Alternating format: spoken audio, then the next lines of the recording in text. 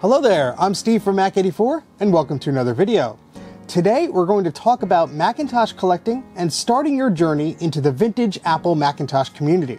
I get so many questions and messages asking what computer would be the best to pick up, or how to transfer files to an older system, or what's the best use for an older Mac. Sadly, I do not have time to answer all of these questions individually, so I thought, let's make a video series about it. So in this series, I'm going to cover the basics and answer some questions for those of you who are interested in stepping into the world of vintage Macintosh computers. Before we continue, if you like vintage Macs, be sure to subscribe to the channel and give this video a thumbs up. I have plenty of exciting vintage stuff in the works that I can't wait for you to see. Now for me, I grew up on the Mac, and I was heavily ingrained into the community of Mac heads. I learned a lot from my dad, from Macintosh magazines, and from books from my local library. It wasn't until years later that I had access to the internet to learn way more about Macs than what was presented to me in publications. The most common question I get asked today is, what is the best Mac to get? And right off the bat, that's a loaded question. It highly depends on what you want to use it for, what software you want to run on it, and what operating system you want to run, or what accessories you need to use with the machine.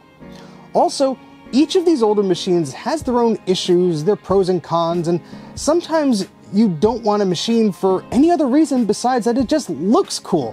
And while that's totally understandable, before you go picking up any vintage Macs, here's some tips that you should know first. First, you want to be informed. You want to know what you're buying, so you want to do your research and ask plenty of questions. These themes are going to repeat themselves a lot throughout this video. Why do you want a classic Mac? The answer to that question will help drive a lot of what you're looking for. You might want to use a website like everymac.com, lowendmac.com, or an app like MacTracker to do research on what the system particularly is capable of, what operating system it could run, and what connectivity it has. In the 1990s, Apple had many lines of models, and it could be confusing to understand the differences between them all. For example, the Performa 400 series was only a renamed Macintosh LC model, but it was sold with bundled software and in some cases a dial-up modem. But the hardware inside was identical. The Macintosh is a different platform. Comparing it to a PC is like comparing a Sega to a Nintendo. Or for you kids out there, an Xbox to a PlayStation. You need to be made aware of the intricacies of the Macintosh platform before you dive in. I'll be covering specifics in later episodes, but here are some basics that you should be made aware of. Now, the joy of the Macintosh is that it's different and unique. Remember, these computers run the Macintosh operating system. They can't run Windows natively, unless you had a special add-on card. And if you want a lesson in patience and frustration, you could use an application like Soft Windows or Virtual PC to emulate a DOS or a Windows environment, but I don't recommend it. It's going to be slow. The processors used in these Macs are also different from those found in PCs. Don't assume that software or hardware is compatible with either. Apple used the Motorola 68000 series processors in their first machines before switching to PowerPC processors in the mid-1990s. PowerPC machines can run most earlier 68K software without trouble, but there could be some compatibility issues, especially with very early Macintosh software. Apple's later PowerPC systems were dubbed the G3, G4, and G5, and Apple announced their transition from PowerPC to Intel processors in 2005. Apple's operating systems also changed over the years. System 5 and earlier ran on the first compact Mac models. System 6 and 7 were big updates and provided plenty of new features and ran fairly quick even on the oldest hardware. System 7.5 and 7.6 run best when you have more memory and a bit of a faster processor.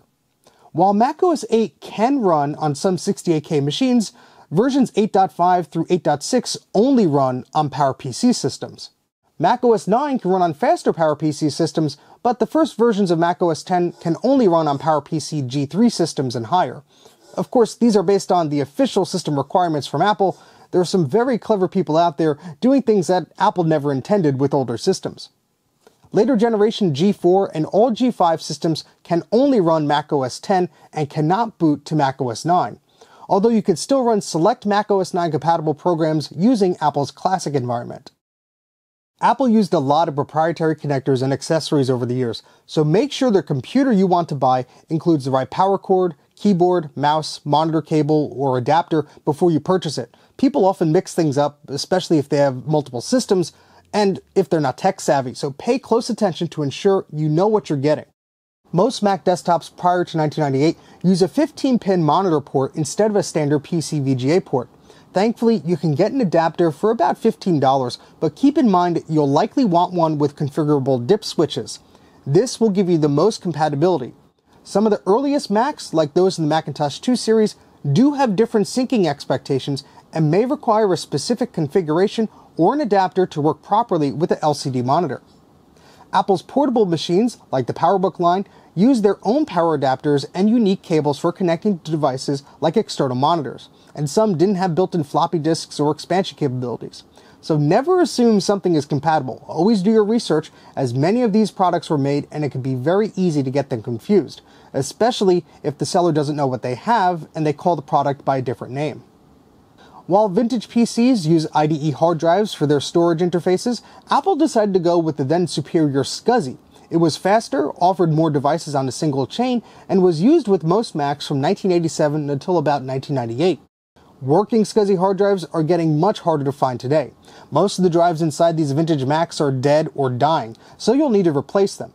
Thankfully, there are a handful of lovely SCSI hard drive emulators out there that can help you out. The Blue SCSI is a low-cost option which just added support for PowerPC computers. The SCSI 2SD offers a wide variety of compatibility with a number of versions to choose from. And the RAS SCSI provides a Raspberry Pi solution with advanced features such as experimental Ethernet bridge functionality, which I covered in a previous video. At any rate, if your Mac uses a SCSI hard drive, you'll likely want to save yourself a headache and pick up one of these adapters. Just ensure you have the right SCSI cable. Oh, and keep in mind, some of the LC and Performa models, which were a bit cheaper, shipped with IDE hard drives to save on cost. But since these machines use an earlier version of the IDE or ATA hard drive standard, not all modern hard drives or adapters are compatible. So do some research to see what works best with your system before going out and buying some things. Not all Macintosh computers were made as expandable as their Apple II cousins. The original Mac models offered no expansion at all, and it wasn't until the 1986 Macintosh Plus that memory could actually be upgraded on the machine. Macintosh SE and SE30 models were the first Macs to include an expansion slot, but they only provided you with one. This was named the PDS or Processor Direct slot, so if you wanted to add a network card, well, that filled up your one and only slot. Some of Apple's lower-end Macs in the 1990s would often give you a single PDS expansion slot, and nothing else. This limited your expansion options and forced you to consider Apple's more expensive machines, which offered more slots. Later Macintosh models, like the Macintosh 2, had multiple NuBus slots for expansion. This was the predecessor to PCI. So be aware, if you want to expand your vintage Mac, you may be on the hunt for potentially expensive and sought-after NuBus cards. It wasn't until the second generation of Power Macintosh computers that Apple added in PCI card slots. Although compatibility is still an issue here, as most PC cards will not work on your Mac, you'll need to find a special Macintosh compatible version or a hacked PC card that is made to work with your Mac. So think carefully about what you want to do with the machine, what software you want to run, what you want to plug into it, and what capabilities you want. And when in doubt, ask others online. Facebook groups like the Low End Mac Facebook group and Vintage Apple Macintosh Enthusiasts are great places to learn about these vintage machines. You also have to be patient. These machines are older and they may need some love and care to get going. They will not be as fast and instant as our modern machines, but with some care and attention, they can still sing. Now, of course, you want to make sure the machine you're getting actually works. These machines are getting up there in age. They're 25 to 35 years old at this point, and just because the seller said it worked yesterday or last year, does not mean it works today. Leaking capacitors, failing power supplies, and exploding batteries are only some of the huge problems that plague these systems. It's better to be safe than sorry, so when picking up a computer in person, try it out. Turn it on, see if it boots up, see if what the seller described is actually what's going on with the system. There's an excellent video that Ken of the Computer Clan did that explains why these old computers stop working. Take a look at that video. It explains a lot about what I'm talking about here in depth, so I suggest you check that out. A link will be in the video description. Now, if you're picking up something in person, that's great. You could take a look at it, you could look under things, you could see if the capacitors have leaked, if the battery had leaked, etc. You don't get that opportunity online, so take advantage of that. Don't assume everything is a simple fix. You may get lucky, but you may be burned. If you are buying something online, ask the seller a lot of detailed questions. You don't want to assume things and you end up with something broken or destroyed on your doorstep. Also, ensure you know what the arrangement is if the machine doesn't work. Is it being sold as is, or does the seller promise that it works? You want to understand what protections or warranties you may have available to you. If the seller refuses to answer your questions or claims they don't have a power cord, even if it's a standard one, that could be a red flag, and it may be best that you move on and find another machine. Always remember to be kind and courteous. Not everyone is tech savvy, and some people simply don't know what they have. This could be a benefit to you, but it could also be a hurdle to overcome. You also want to be aware of common problems and product recalls with these machines. Unfortunately, some Macs are more prone to issues than others. For example, the iMac G3 models often have failures related to their power supplies, analog boards, or CRT circuitry. Because of this, they can often require a lot of spare parts to get working. Later machines like select iBooks, PowerBooks, and MacBook Pros can suffer from graphics cards and display problems, so you want to be aware of that. You'll need an Apple desktop bus or an ADB mouse and keyboard for any beige Mac out there that's newer than a Macintosh Plus. These can be pricey sometimes, so if your potential machine does not come with one, that may be a good haggling point and something to factor into the cost. And no, PC, IBM PS2 connectors are not compatible with ADB connectors. There are modern ADB to USB adapters and USB to ADB adapters like the Wombat, but of course you'll need to factor in those costs into the purchase of any vintage machine. The original Macintosh Trio, that's the 128K, 512K, and the Macintosh Plus, use a special keyboard that was not used on any other Apple machine. If those machines do not come with the keyboard included, you'll need to find one yourself. And unfortunately, those keyboards can sell anywhere between $65 and $100 alone, and sometimes they're worth more than the machine itself. But there are a few adapters out there that let you use other keyboards and mice on these older Macintosh computers. These early keyboards also use a special cable. It may look like a telephone handset cable, but it's not. The pins at the end are reversed. You could potentially damage your Mac or the keyboard if you use the wrong cable. If you need an Apple ADB cable, in a pinch you could use an S-Video cable. This is sometimes referred to as a SVHS cable. It has the same connector as an ADB cable, so the pinout should be the same. Just don't plug the other end into your VCR. Now it may be tempting, but do not buy the first vintage Macintosh you see. Be patient. Learn about the different models, join some social media groups to learn more about these machines. It never hurts to ask questions, especially if you're new to the subject. Although eBay is an easy go-to, I'd strongly suggest you start local. Facebook Marketplace, OfferUp, and Craigslist often have good deals on vintage Macs. Also, depending on your area and country, recycling centers may offer used equipment for sale. This can include old computers. Most thrift stores by me do not carry computers, but the ones by you may, so it never hurts to ask around and see what's out there locally. Pricing is another story. Don't rely on eBay for pricing. If a seller goes by eBay prices, you're best off just walking away. Even the sold and completed listings can be very misleading, as best offer prices aren't often shown. eBay is a global marketplace and has more reach than a local ad that you saw on Facebook. Also, shipping these items can be dangerous and expensive. The plastics on some of these machines can be very brittle. Your Mac can arrive in thousands of tiny little pieces, so I strongly advise against shipping any Mac that has a CRT in it. Even if the seller is an expert, there are risks involved. There's also a lot of clowns out there who are overpricing and falsely inflating the prices of these Macs online, so don't get fooled or scammed by those unscrupulous individuals. But what should you pay for an old Mac? Well, to answer that, I've built ApplePriceGuide.com. This website is currently in development and contains a few placeholders, but the idea here is that it shows you what these machines have sold for and what condition that they were in. It's based on real listings, personal experience, and submissions from others. I sincerely hope it could be a place for enthusiasts to find realistic prices of what these machines are actually worth, not just a pipe dream from a greedy eBay seller. Don't forget, you can try and haggle. You can often make a deal on a lower price if you try, especially if you've done your research. So it never hurts to see if they will consider lowering the price, especially if it's missing parts, requires repair, or it's untested. The worst they could do is say no. However, you do have to walk a fine line. Offering a very lowball price to someone may turn them away. But paying top dollar on a Mac that you can't see or test in person, may end up becoming a bad deal and a giant headache for you. Always be friendly and courteous, ask specific questions, and try to assist the seller if they are confused or unknowledgeable about the subject. If a deal doesn't work out, don't worry. They made hundreds of thousands of these things. There are plenty of them around. If you're patient enough and keep on looking, you'll find one. With social media today, there are plenty of groups and apps focused on purchasing items secondhand. See what apps and groups are available in your area, because you never know what you're going to find until you start looking for it.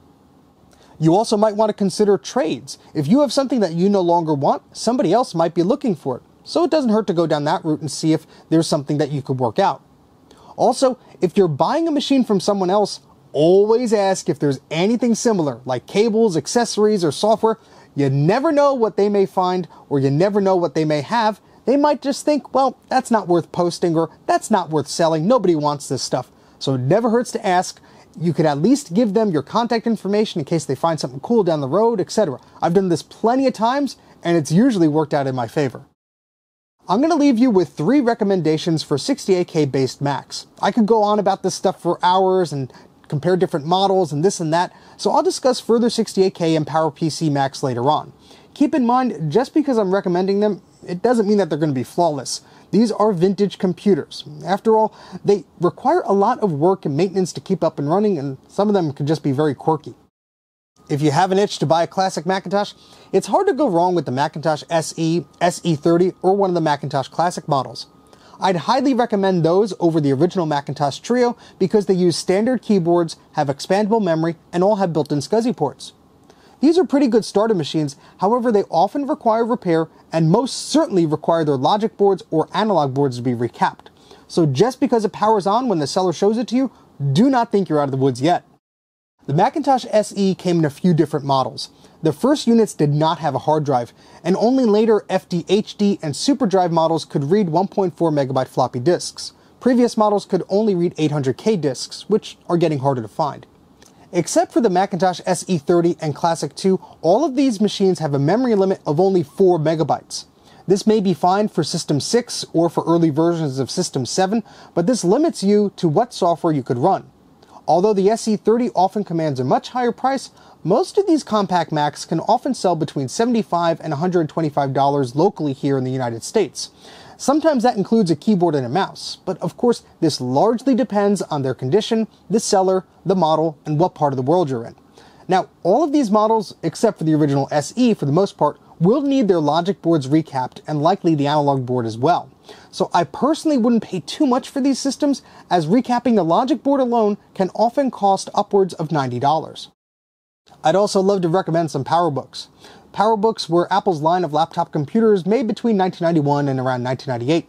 These models closely followed their desktop counterparts, but were often a bit slower or less expandable due to their smaller form factor.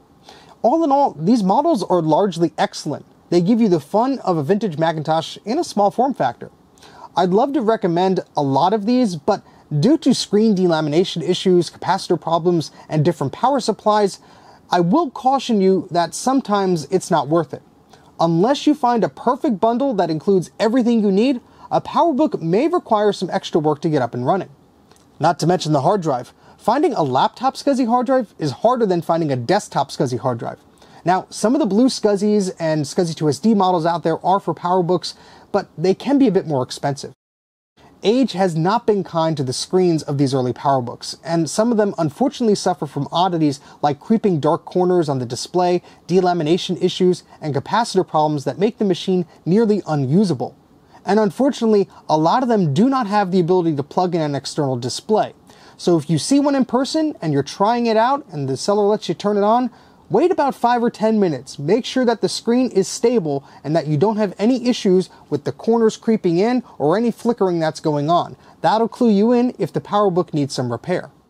If the PowerBook you are buying does have screen issues, it may not be worth it. Replacement screens are becoming very hard to find, and if you do find them, they can be very expensive. Some early PowerBooks do not include a built-in floppy drive and don't have much expansion capabilities either. It wasn't until the PowerPC PowerBooks that PC cards and later card bus expansion slots came built into the product. If I had to pick one model to recommend today, it would be the PowerBook 500 series. This includes the PowerBook 520, the 520C, the 540, the 540C, and the Japan-exclusive 550C. The C in the model designates that it has a color display. However, even the grayscale models are not bad at all, as they have a connection on the back that allows you to plug it into an external monitor, using an Apple-specific cable, of course. The design of the PowerBook 500 is quite modern. You have a trackpad instead of a trackball. You also have built-in stereo speakers, and just below there, you have a microphone below the display. Back in the day, you could even use 2 batteries plugged into either of the bays and run wirelessly for hours. This series also has built-in Ethernet networking. All you need is an AAUI Ethernet transceiver adapter. Plus, the built-in 1.4 megabyte floppy disk drive makes it easy to transfer files to other old Macs. You only get one serial port, but some models have built-in modems to make up for this. It also has your standard PowerBook HDI 30 SCSI port, so plugging in external hard drives or CD-ROM drives only requires a fairly common adapter. There are 2 hard-to-find upgrades for this specific model. This includes a PowerPC upgrade, which this sticker teases, and an optional PC card cage adapter that lets you use select PC card expansion cards with this computer. However, there are some issues. The plastics on this model can be a bit temperamental. One of the most common issues I've seen with these machines is that the plastic can sometimes break or come off. This little cover where the microphone is often missing on some of these machines. Similar to that, the little door here on the back that covers the ports is often broken off or missing. However, these are purely cosmetic, although the front one may look ugly when that's not there, and it does expose the ribbon cable for the LCD. As long as you're careful, these machines can be pretty good, even if they're falling apart or have broken plastics. This one, thankfully, is in pretty good shape. But if you could look past these quirks, they are excellent 68K based PowerBooks. I will have to do a video on PowerBook and iBook recommendations alone, so let me know if you'd like to see that. I think there's a lot of great machines to recommend. Lastly, I can easily recommend these 68K desktops because they all have one thing in common. They use tantalum capacitors. These capacitors are less prone to failure than their leaky electrolytic counterparts, so you'll likely run into less issues acquiring these machines secondhand and getting them up and running, as long as the PRAM battery hasn't exploded. Although obviously you still can run into issues, there's one less thing to worry about. The Quadra 700 is one of these machines, and it's the most sought after of the classic Macs, particularly to its starring role in the 1993 film Jurassic Park. So expect to pay high prices for this one. It does have a lovely versatile form factor, although it only has 2 NuBus expansion slots. The Quadra 800 is the lower cost brother of the well sought after Quadra 840 AV, but I would argue it's nearly as capable. I'm lucky to have one and it runs pretty well, but again, some people want silly money for this thing. It does have more expansion bays, so it could hold more internal drives, which could be handy if you want to use a CD-ROM drive internally or add an additional hard drive. The Quadra 650, however, which was also sold and named the Centris 650, isn't one to be overlooked. This was a lower-end model, and because of this, one of the earliest versions could be purchased without a CD-ROM drive and without an AAUI network port, and without the FPU math coprocessor on the CPU. However, don't let that fool you. It's a surprisingly capable machine. You could max this model out to hold upwards of 130 megabytes of memory. It has 3 NuBus expansion slots and a PDS slot as well. Even if you have the lowest end 25 MHz 68 LC040 model, you do have some upgrade options. First, you can install an Ethernet card into one of the NuBus slots to replace the missing onboard AAUI port. Then, you can install your own CD-ROM drive, even if you don't have the matching faceplate. And finally, the processor is socketed. This means you could pop in a 33 MHz 68040 CPU with the FPU to spruce things up. And let's not forget, all 3 of these models share the same PDS slot, which can accept an Apple or a Daystar branded PowerPC upgrade card. Not bad for a low-end model, huh? I hope the information in this first video of the series gets you started on your path to choosing your first vintage Macintosh. Please let me know in the comments section what things you want to see covered in future videos, and what Macintoshes you'd recommend for others. I'd love to hear what you think. Be sure to subscribe to the channel to catch more videos about vintage Macs, and give the video a thumbs up if you enjoyed it. You could also follow me on Twitter and Instagram. My handle is Mac84TV.